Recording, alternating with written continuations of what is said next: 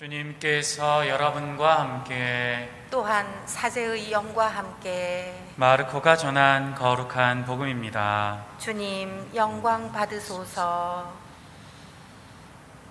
그날 저녁이 되자 예수님께서 제자들에게 호수 저쪽으로 건너가자 하고 말씀하셨다. 그래서 그들이 군중을 남겨둔 채 배에 타고 계신 예수님을 그대로 모시고 갔는데 다른 배들도 그분을 뒤따랐다.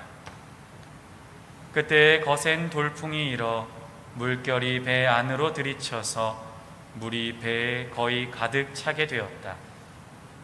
그런데도 예수님께서는 고물에서 베개를 베고 주무시고 계셨다.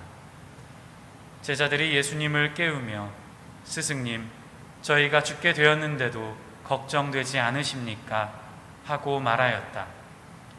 그러자 예수님께서 깨어나시어 바람을 꾸짖으시고 호수더러 잠잠해져라 조용히 하여라 하시니 바람이 멎고 아주 고요해졌다. 예수님께서는 그들에게 왜 겁을 내느냐 아직도 믿음이 없느냐 하고 말씀하셨다.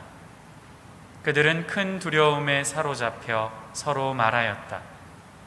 도대체 이분이 누구시기에 바람과 호수까지 복종하는가? 주님의 말씀입니다. 그리스도님 찬미합니다. 찬미 예수님, 네, 기대하시던 얼굴이 아니라서 죄송합니다. 네, 이렇게 제가 이렇게 교중미사 주례하게 된 것은 주임시민 부임하시고 학생미사 또 어린이미사, 청년미사를 한 번도 주례해보지 않으셔서 이렇게 어제 토요일 오전 미사부터 해서 주례하던 미사를 한번 변경을 해보았습니다. 그래서 다음 주 이 시간에는 교중미사 때 주임심의 얼굴 볼 수 있으니까 너무 걱정하지 마시고, 또 시청하시는 분들도 당황하셨겠지만 오늘만 특별히 한다는 거 알고 계시면 되겠습니다. 네, 어느새 예수 성심 성월도 이제 10일 정도 남았지요. 예수님의 성심을 우리 안에 잘 간직하며 살아갈 수는 있어도 그 마음을 다른 이들과 함께 나누기란 참 쉽지 않다는 것을 하루하루 느끼며 살아갑니다.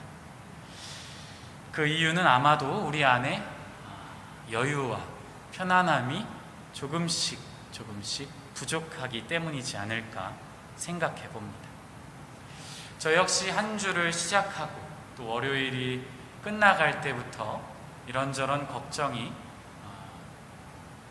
들게 되는 것이죠. 이번 주는 또 어떻게 강론을 준비해야 할까? 또 예수님의 복음을 어떻게 삶과 함께 살아갈 수 있도록 초대할 수 있을까?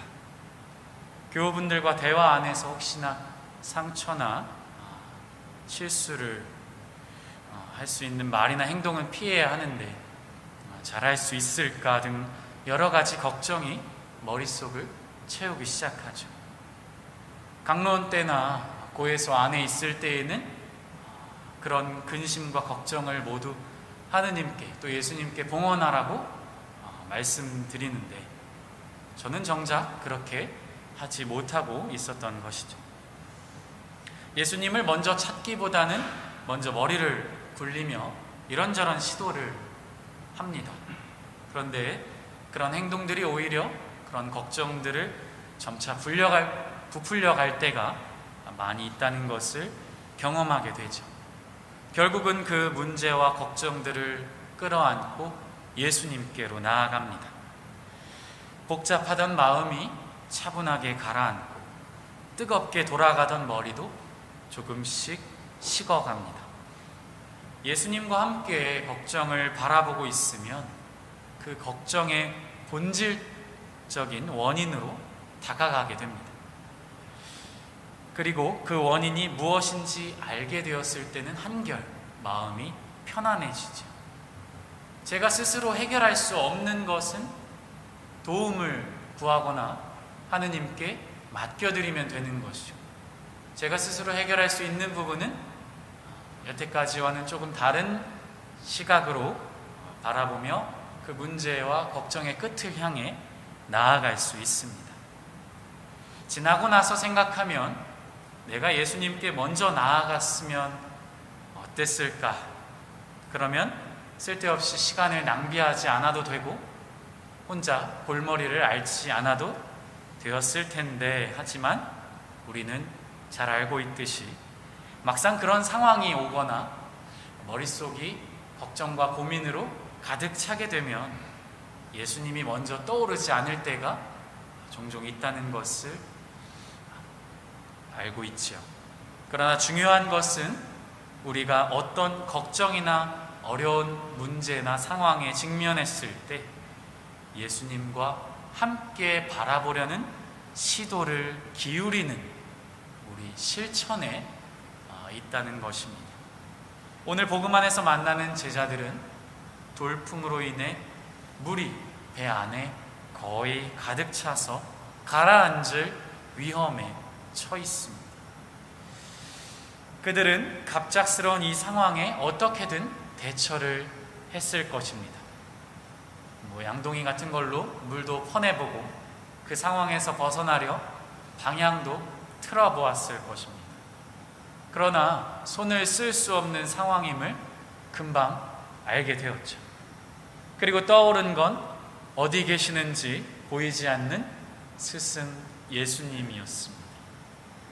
그 난리 속에서도 태평하게 잠을 주무시는 예수님을 처음 보았을 때 제자들은 어떤 얼굴을 하고 있었을까요? 화가 난다기보다는 어처구니가 없는 멍한 얼굴이 아니었을까 생각이 듭니다. 그런 반응도 잠시 곧바로 예수님을 깨우며 이제 우리가 모두 죽게 되었는데 잠이 오냐고 소리를 치고 있습니다. 그러자 예수님은 말없이 일어나셔서 바람과 호수를 꾸짖으시며 조용히 만드십니다. 그리고는 제자들에게 이렇게 말씀하시죠. 왜 겁을 내느냐? 아직도 믿음이 없느냐? 제자들은 이 말씀을 듣고 어이가 없지 않았을까?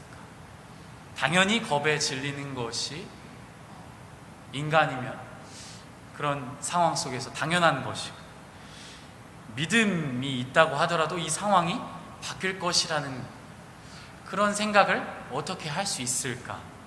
그런 마음이지 않았을까 싶습니다.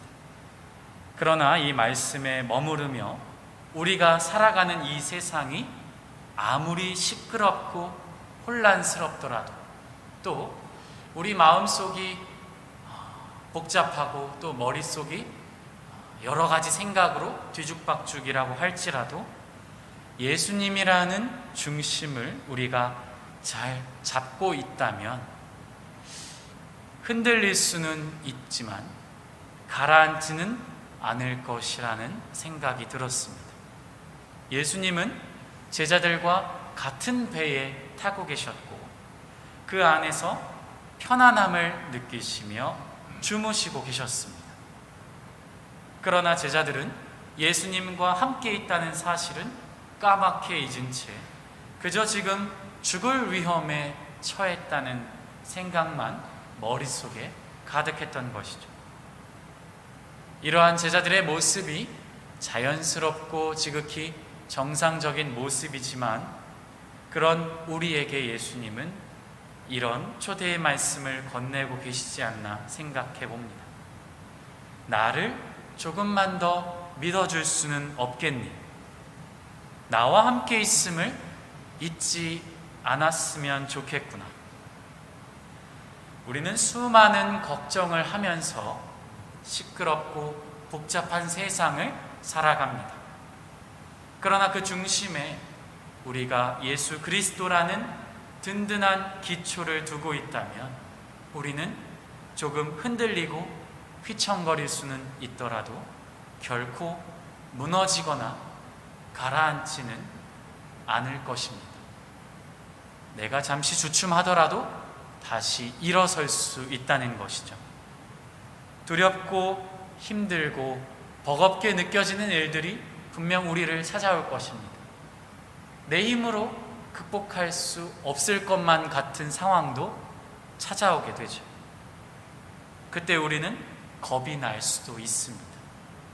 그러나 우리 곁에 절대 떠나지 않으시는 예수님이 계시다는 것을 잊지 않고 그분을 향한 믿음을 굳게 가질 수 있으면 좋겠습니다. 예수님이 우리를 향해 건네주시는 여러 가지 은총이 우리가 원하는 때가 아닐 수도 있고 우리가 원하는 방식이 아닐 수도 있습니다. 그러나 예수님께서 우리에게 주시는 그 여러 가지 은총은 우리를 사랑하시기 때문에 전해주시는 예수님의 마음입니다. 결코 우리가 잘못되기를 바라며 건네주시지 않는다는 것이죠. 우리를 위한 예수님의 사랑이 우리를 그 모든 물결과 돌풍으로부터 지켜주실 것입니다. 이번 한 주를 살아가면서 내가 마주하는 여러 가지 어려움과 갈등 속에서 내가 단 한 번이라도 예수님을 떠올릴 수 있다면, 예수님과 그 상황을 함께 바라보려는 노력을 하루에 한 번이라도 할 수 있다면 우리는 잃었던 용기를 다시 찾을 수 있지 않을까 합니다. 나다 두려워하지 마라. 용기를 내어라.